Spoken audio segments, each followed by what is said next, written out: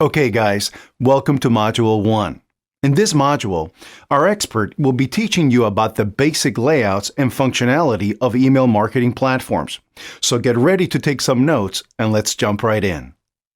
Alright guys, so in this lesson we're going to be covering email marketing basics, and we're going to be focusing on just one email autoresponder service. And the reason I say that is because there's tons of them out there. There's Infusionsoft, there's GetResponse, Aweber, ConvertKit, ActiveCampaign. There's so many out there. And some new ones as well. Drip, Market Hero. Every day it seems like there's a new one that comes out. And the thing is, almost all of them, despite having slightly different terminology, are going to have the same basic functionality, okay? It's almost universal. Now, a lot of them are also basically all-in-one apparatuses, okay? They're moving sort of in that direction where they handle not only your email marketing, but also everything else, landing pages, webinars, creating your forms, and e-commerce related stuff, literally everything you could possibly think of. Since this course is about email marketing, we're just going to focus on those main categories having to do with email, okay? And what we're going to be doing in this lesson is covering contacts, email marketing, which is divided into autoresponders and newsletters, and automation. Once again, all of the terminology that you see here might be a little bit different depending on what autoresponder you're utilizing. However, the functionality and the concepts are all the same, and you won't have any trouble figuring out how this sort of correlates to what you're using. So to start our little tour, we're going to come over here to contacts. Now, contacts, again, we talked about terminology.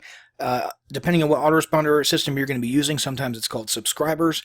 Drip, a relatively new email marketing platform, has just come out with a new theme of their own where they don't use either of those words anymore. Now it's called people, but you get the idea and you'll be able to figure it out pretty clearly. So what we have here are all of our email lists. Under our contact lists section, email lists, and this is how we sort of subdivide and segment all of our subscribers into different audiences based on what funnel they came through or what group they belong to, okay? So here we can either browse our contacts by drilling down into the different lists, or we can actually just search by name. So for example, right here, what we'll get is results, not only the emails and names, but also the lists that they belong to. So it's pretty easy to find a specific contact if you are, in fact, looking for a specific one. Let's talk about list hygiene. This is an important one here. List hygiene, the concept of list hygiene is basically having low-quality contacts on your list, contacts who don't open your emails or send you to the spam folder or that sort of thing. Actually, that hurts your deliverability. So you want to come in and do some list hygiene, which means removing people from your list or blacklisting certain emails in advance to ensure that no problematic people get added to your subscriber lists. And a lot of times your email autoresponders will have their own built-in systems for that. Another important one here is statistics. So this is really good to monitor so that you see the health of your list building over time. And this will give you information on how your growth is. That's sort of the main thing that you're looking at here, as well as what types of signups you are getting. So for example, if we were to switch the date here to the last 2 months, you'll see a lot more data here. And what we'll see is that pretty much our entire list came through API integrations with third-party platforms. So in this case, most of these people came onto our list by purchasing a product, and we had an API integration with our billing or our purchasing platform.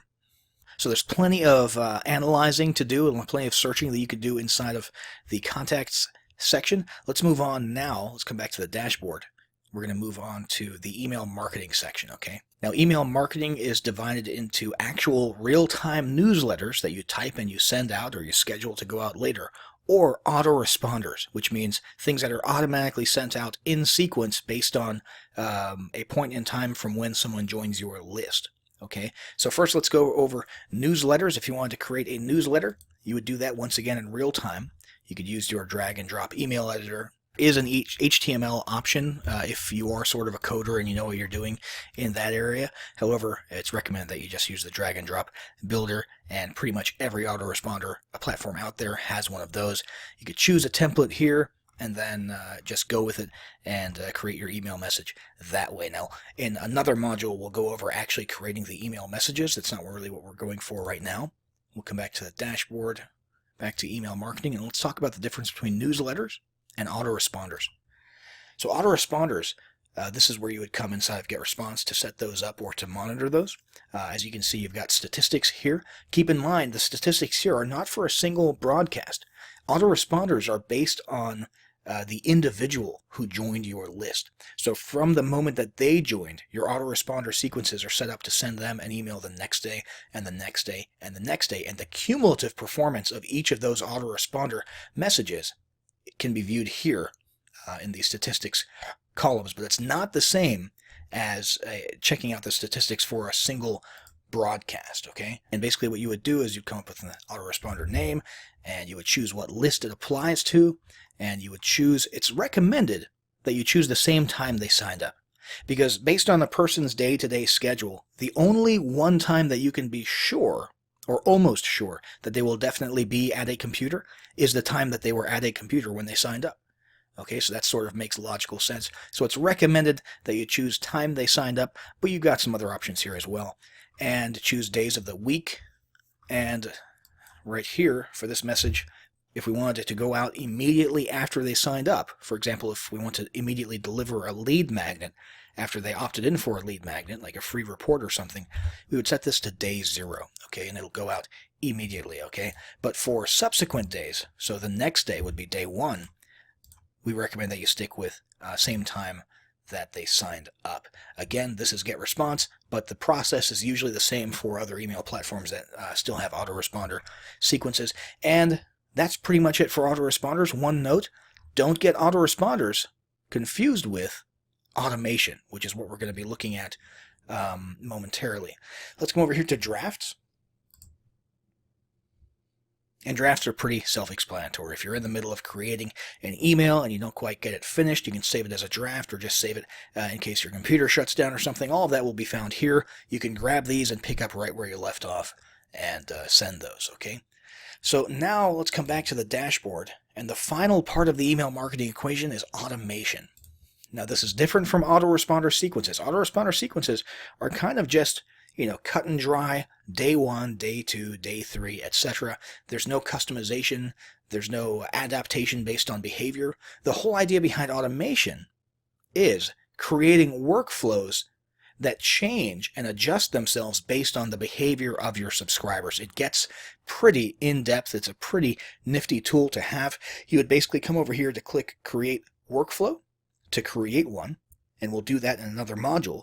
Or what you could do is come over here and mess with an existing one or check out the performance of an existing one. So that's pretty much it for the basic overview of the basic functionality of email autoresponders. Again, I know I've beat this dead horse a few times. Keep in mind, terminology may be different, but functionality is pretty much the same no matter what email autoresponder service you're using. Now let's move on to the next module where we're going to get more into the actual emails themselves.